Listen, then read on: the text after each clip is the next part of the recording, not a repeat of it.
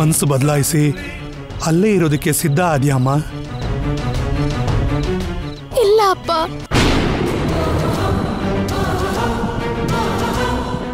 ಮತ್ತೆ ಯಾಕಮ್ಮ ಅಲ್ಲಿಗೆ? ನನ್ ಕೃಷ್ಣ ಅಲ್ಲೇ ಇದ್ದಾನಲ್ಲಪ್ಪ. ನನ್ ಕೃಷ್ಣನ್ನ ಅಲ್ಲೇ ಬಿಟ್ಟು ಬಂದ್ರೆ ಅವನ್ಗೆ ಪೂಜೆ ಯಾರು ಮಾಡ್ತಾರೆ? ಧೂಪ ದೀಪ ನೈವೇದ್ಯನ ಯಾರು ಏರ್ಪಾಡು ಮಾಡ್ತಾರೆ? ಹೋಗಿ ನನ್ ಕೃಷ್ಣನ್ ತಗೊಂಡ್ ಬರ್ಬೇಕು. ಬೇಗ ಬಂದ್ಬಿಡ್ತೀನಿ. ಬರ್ತೀನಪ್ಪ. ಶ್ಯಾಮಾ, ಶ್ಯಾಮಾ ನಿಂತ್ಕೋಮ್ಮ. ಶ್ಯಾಮಾ, ಶ್ಯಾಮಾ ನನ್ನ ಮಾತು ಕೇಳಮ್ಮ. ಶ್ಯಾಮಾ,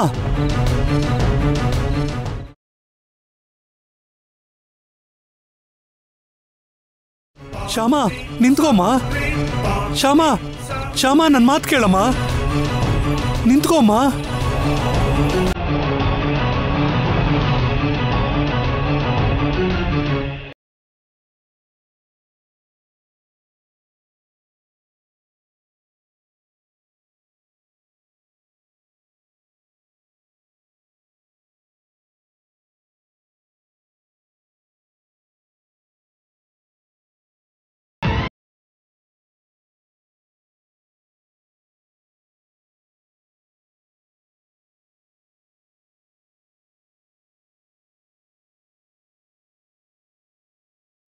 ನೀನು ಮನೆಗೆ ಬರ್ತಾ ಇದ್ದೆ ಅಲ್ವಾ? ನಮ್ಮನೆಗೆ ಬರ್ತಾ ಇದ್ದೆ ತಾನೆ? ನನಗೆ ಗೊತ್ತು ನೀನು ಬರ್ತೀಯ ಅಂತ. ನೀನು ಊರಿಗೆ ಹೋದ್ರೂ ಕೂಡ ಮತ್ತೆ ವಾಪಸ್ ಬರ್ತೀಯ ಅಂದ್ಕೊಂಡೆ. ಆದರೆ ಮಧ್ಯದಾರಿಯಿಂದನೇ ವಾಪಸ್ ಬರ್ತಾ ಇದೆಯಾ? Good, very good. ನಾನು ಕೃಷ್ಣನ್ ಸಲುವಾಗಿ ಹೋಗ್ತಿದ್ದೀನಿ ಅನ್ನೋದನ್ನ ಗೊತ್ತಿಲ್ಲದೆ ಅವ್ರ ಮನೇಲಿರೋದಕ್ಕೆ ಬರ್ತಿದ್ದೀನಿ ಅನ್ಕೊಂಡಿದ್ದಾರೆ. ಪಾಪ. ಯಾಕೆ ಹಾಗೆ ನೋಡ್ತಿದ್ಯಾ? ನೀನು ವಾಪಸ್ ಬರ್ತಿರೋ ವಿಷಯ ನನಗೆ ಹೇಗೆ ಗೊತ್ತಾಯ್ತು ಅಂತಾನ? ನೀನು ದಿನ ಪೂಜೆ ಮಾಡೋ ಕೃಷ್ಣನ್ನ ಬಿಟ್ಟು ನೀನಿರಲ್ಲ ಅಂತ ನನಗೆ ಗೊತ್ತು.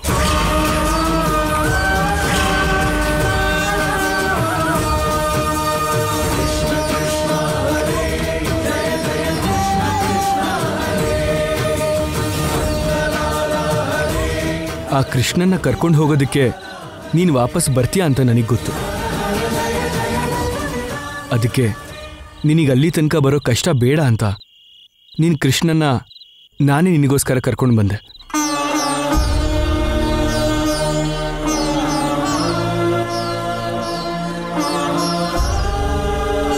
ನಾನು ಕೃಷ್ಣನ್ಗೋಸ್ಕರ ಬರೋದನ್ನ ಯೋಚನೆ ಮಾಡಿದ್ದಾರೆ ಅಂದ್ರೆ ನನ್ನ ಮನಸ್ಸನ್ನ ಎಷ್ಟು ಚೆನ್ನಾಗಿ ಅರ್ಥ ಮಾಡ್ಕೊಂಡಿದ್ದಾರೆ.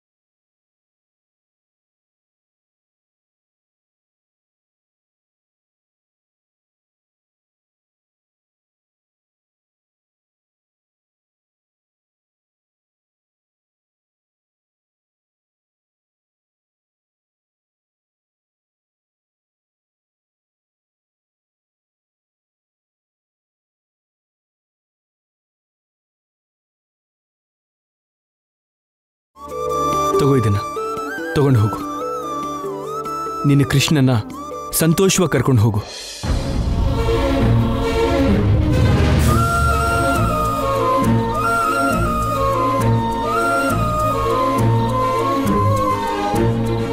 ನಿನಗೆ ಈ ಕೃಷ್ಣ ಮಾತ್ರ ಬೇಕಾ? ಆ ಕೃಷ್ಣ ಕೊಟ್ಟಿರೋ ವರ ಬೇಕಾಗಿಲ್ವಾ?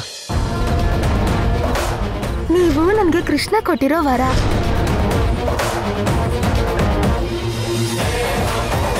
ನೀನು ಯಾವಾಗಲೂ ಹೇಳ್ತಾ ಇರ್ತೀಯಲ್ವಾ, ಅಖಿಲ್ ಅವರೇ, ನೀವು ನನಗೆ ಕೃಷ್ಣ ಕೊಟ್ಟಿರೋ ವರ ಅಂತ. ಆ ವರ ನಿನಗೆ ಬೇಕಾಗಿಲ್ವಾ? ಅದಕ್ಕೆ ಕೃಷ್ಣ ಕೊಟ್ಟಿರೋ ಈ ವರನ ಬಿಟ್ಟು ಈ ಕೃಷ್ಣನ್ನ ಮಾತ್ರ ಕರ್ಕೊಂಡು ಹೋಗ್ತಿದ್ಯಾ? ಗಂಡ ಹೆಂಡತಿ ಬಂಧದಲ್ಲೇನೆ ಜವಾಬ್ದಾರಿ ಇದೆ ಅಂತ ಅವತ್ತು ತಾತನ ಮುಂದೆ ಹೇಳಿದೆ ತಾನೆ.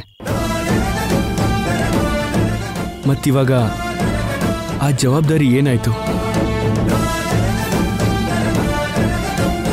ಶ್ಯಾಮ, ಒಂದು ವಿಷಯ ಗೊತ್ತಾ? ದೇವರು ಹೆಣ್ಮಕ್ಳಿಗೆ ತುಂಬಾ ವರ ಕೊಡ್ತಾನೆ. ಅದರಲ್ಲಿ ಒಂದು ವರ ಗಂಡ. ಆದರೆ ಗಂಡ್ಮಕ್ಳಿಗೆ ಒಂದೇ ಒಂದು ವರ ಕೊಡ್ತಾನೆ. ಆ ಒಂದೇ ಒಂದು ವರನೇ ಹೆಂಡತಿ.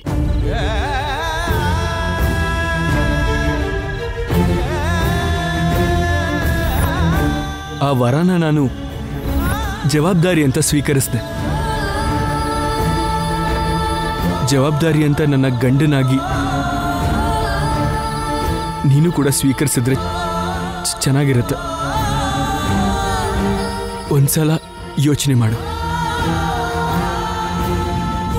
ವಿವಾಹ ಧರ್ಮದ ಪ್ರಕಾರ ಗಂಡ ಹೆಂಡತಿ ಇಬ್ರು ಒಟ್ಟಾಗಿರ್ಬೇಕು. ನೀನು ಹೇಗೆ ಕೃಷ್ಣ ನಿನ್ ಜೊತೆಗಿರ್ಬೇಕು ಅಂತ ಯಾವಾಗಲೂ ಕೇಳ್ಕೋತೀಯೋ, ನಾನು ಕೂಡ ನಿನ್ ಜೊತೆ ಹಾಗೆ ಇರಬೇಕು ಅಂತ ಯಾವಾಗಲೂ ಬೇಡ್ಕೊಂತೀನಿ. ಜೊತೆಗಿರೋದು ನಿನ್ ಮನೇಲಾಗ್ಲಿ ನಮ್ಮನೇಲಾಗ್ಲಿ ಪರವಾಗಿಲ್ಲ, ಜೊತೆಯಾಗಿರೋದು ಮಾತ್ರ ಬೇಕು. ಯೋಚನೆ ಮಾಡಿ ನಿನ್ನ ನಿರ್ಧಾರ ಹೇಳು.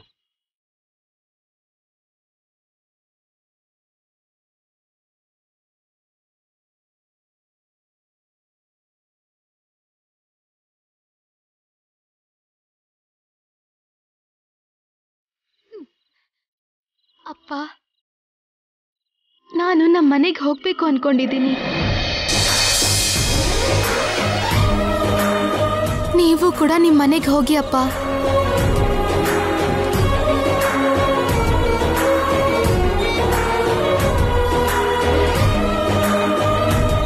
ಬನ್ನಿ, ನಮ್ಮ ಮನೆಗೆ ಹೋಗೋಣ. ಬರ್ತೀವಿ ಮಾವ ನಾವು. ಆಗ್ಲಪ್ಪ, ಆಗ್ಲಿ. ಬರ್ತೀನಪ್ಪ. ಹುಷಾರಮ್ಮ.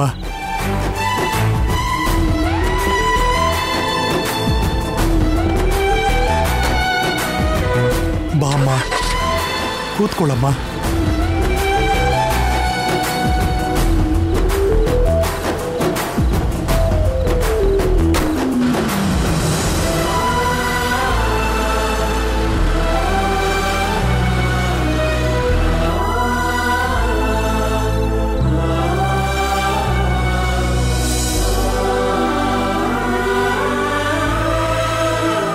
ಕೃಷ್ಣ, ಕಾಪಾಡ್ದ್ಯಪ್ಪ, ನನ್ನ ಮಗಳ ಸಂಸಾರನ ಕಾಪಾಡ್ದೆ.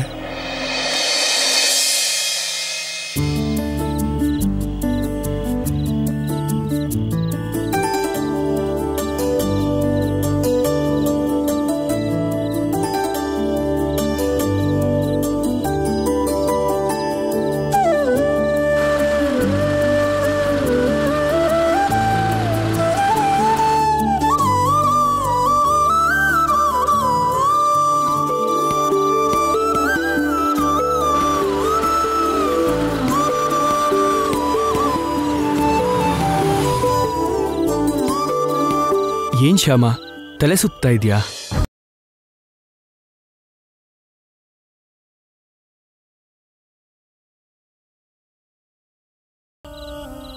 ಏನು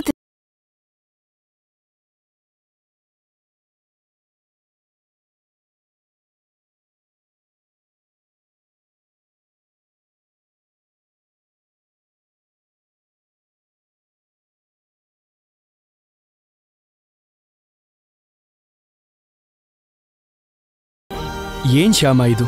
ಭಕ್ತಿ ಕೂಡ ಒಂದು ಲಿಮಿಟ್ ಇರಬೇಕು. ಶ್ಯಾಮ, ಮೊದಲ ಕೃಷ್ಣನ್ ಕೊಡು.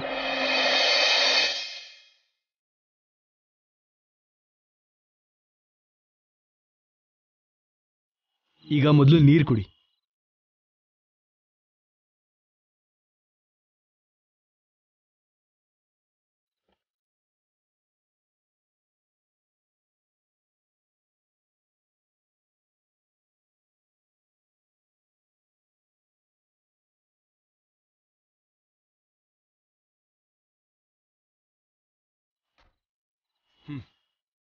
ಅರ್ಜೆಂಟಾಗಿ ನೀನೇನಾದರೂ ತಿನ್ಬೇಕು. ಹತ್ರನೇ ರೆಸ್ಟೋರೆಂಟ್ ಇದೆ, ಹೋಗೋಣ ನಡಿ.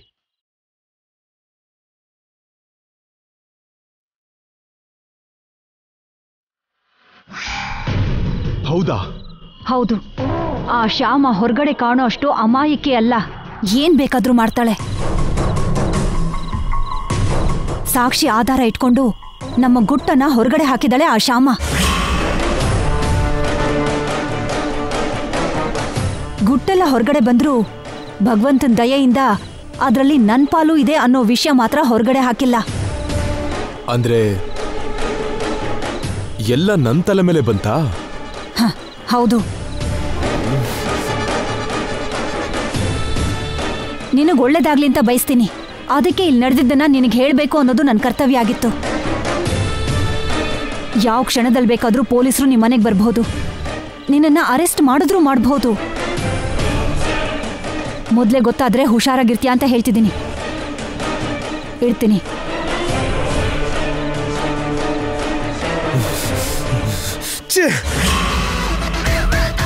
ಎಂತ ಮೋಸ! ಕಾಲ್ ಮೇಲ್ ಬಿದ್ದು ಬೇಡ್ಕೊ ಅಂತ ಅವಳಪ್ಪನ್ನ ನನ್ನ ಹತ್ರ ಕಳಿಸಿ ಅದನ್ನೆಲ್ಲ ವಿಡಿಯೋ ಮಾಡಿ ಅದನ್ನೇ ಸಾಕ್ಷಿಯಾಗಿ ಕಳಿಸಿದಾಳೆ ಆ ಶ್ಯಾಮ.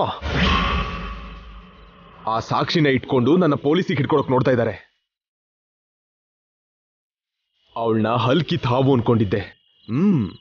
ವಿಷ ತುಂಬಿರೋ ಹಾವಾಗಿ ಹೆಡೆ ಎತ್ತಿದಾಳೆ. ಯಾವುದಕ್ಕೂ ಹೆದರ್ದೇ ಇರೋ ನಾನು ಆ ಪೊಲೀಸ್ ಕೇಸಿಂದ ಹೊರಗೆ ಬರೋದೇನು ದೊಡ್ಡ ಕೆಲಸ ಅಲ್ಲ. ಇನ್ನು ಉಳಿದಿರೋ ಕಷ್ಟ ಎಲ್ಲ ನಿನಗ್ ಶುರುವಾಗುತ್ತೆ ಶ್ಯಾಮ, ನಿನಗ್ ಶುರುವಾಗುತ್ತೆ. ಇಲ್ಲಿವರೆಗೂ ನನ್ನ ಟಾರ್ಗೆಟ್ ಆನಂದ ಗಜಪತಿ ವರ್ಮನ್ ಕುಟುಂಬದ ಮೇಲೆ. ಆದ್ರೆ ಈಗ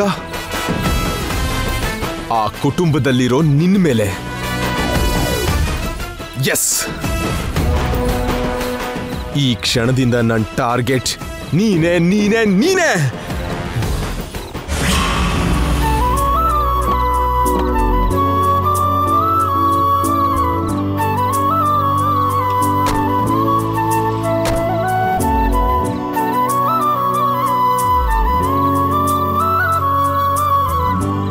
ಯಾಕೆ ಶ್ಯಾಮ ನಿಂತ್ಬಿಟ್ಟೆ? ನಡಿ.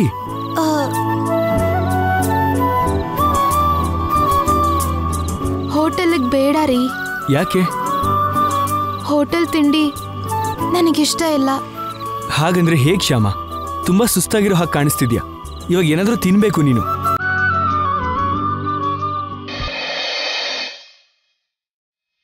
ಅಲ್ಲಿ ನೋಡಿ, ಅಲ್ಲಿ ಜೋಳದ ಗಾಡಿ ನಿಂತಿದ್ಯಲ್ಲ, ಅದನ್ನ ತಿಂತೀನಿ.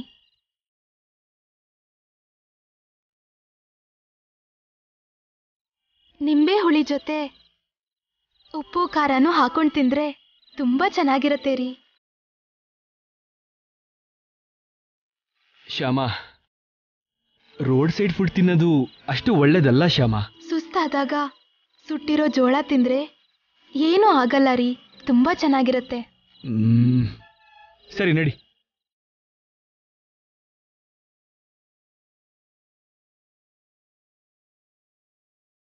ಏನಪ್ಪ ಸರ್, 2 ಜೋಳ ಮಾಡಿಕೊಡಿ. ಆಯಿತು ಸರ್.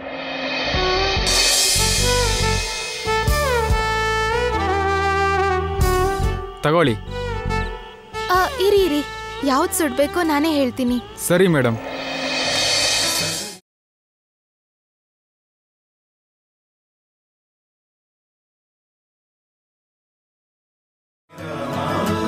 ಇದೆರಡು ಚೆನ್ನಾಗಿದೆ, ಇದನ್ನೇ ಸುಟ್ಕೊಡಿ.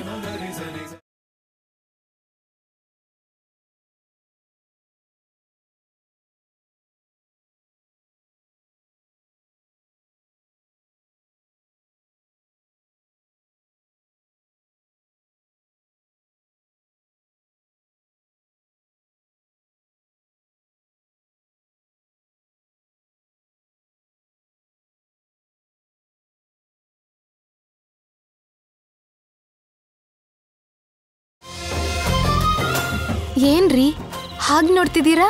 ಇದು ಹೇಗೆ ತಿನ್ನೋದು? ಓಹ್ ಅದಾ, ಇದನ್ನ ಹೇಗ್ ತಿನ್ನೋದು ಅಂದ್ರೆ ಹೀಗೆ ತಿನ್ಬೇಕಾ? ಓಕೆ.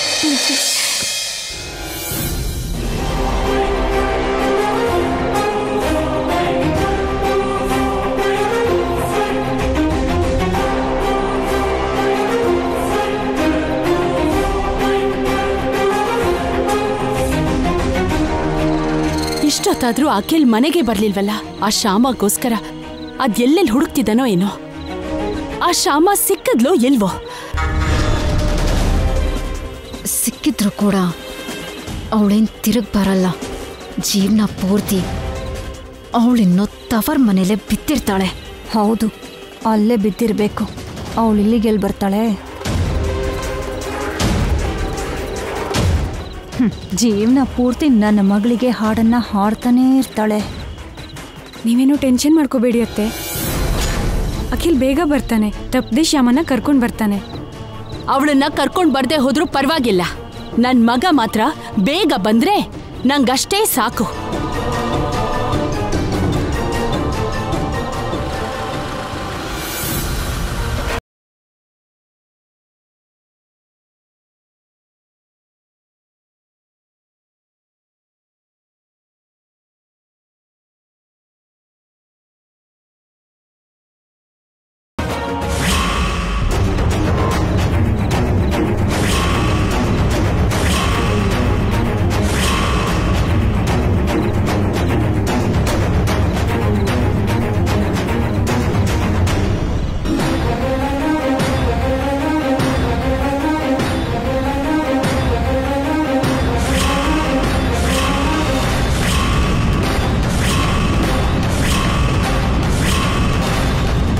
ಅಲ್ಲಿ ನೋಡು, ಮಗ ಸೊಸೆ ಬಂದ್ಬಿಟ್ರು. ನೋಡ್ದ್ಯಾ? ನೋಡ್ತಿದ್ದೀನಿ.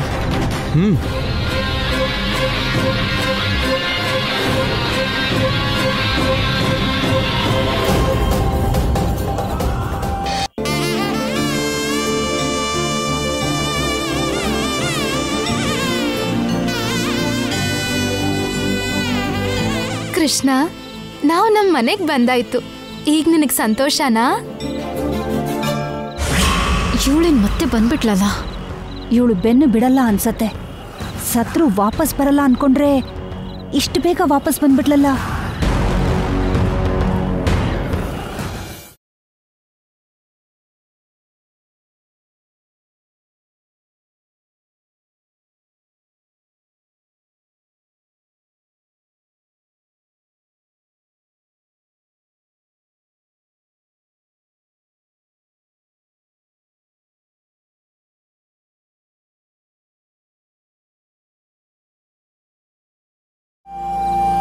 ಅವಳ ಮೇಲಿರೋ ಆರೋಪನ ಬೆಂಕಿಯಲ್ಲಿ ಕರಗಿಸಿ ಅಗ್ನಿ ಪ್ರವೇಶ ಮಾಡಿ ಅತ್ತೆ ಮನೆ ಕಾಲಿಡ್ತಿದ್ದಾಳೆ ನನ್ನ ಸೊಸೆ.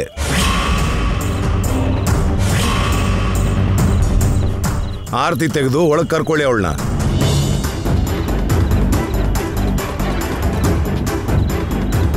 ಏನ್ ಹಾಗೆ ನೋಡ್ತಿದ್ಯಾ? ಆರತಿ ಎತ್ತಿ ಅವಳನ್ನ ಒಳಗ್ ಕರ್ಕೊಂಬ ಅಂತ ಹೇಳ್ದೆ, ಕೇಳಿಸ್ಲಿಲ್ವಾ? ಕೇಳಿಸ್ತು.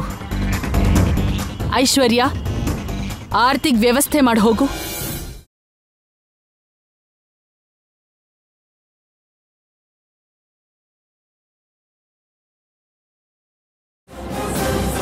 ಏನ್ ಹಾಗೆ ನೋಡ್ತಿದ್ಯಾ ಐಶ್ವರ್ಯ? ಈಗ ನಿನಗ್ ಕೇಳಿಸ್ಲಿಲ್ವಾ?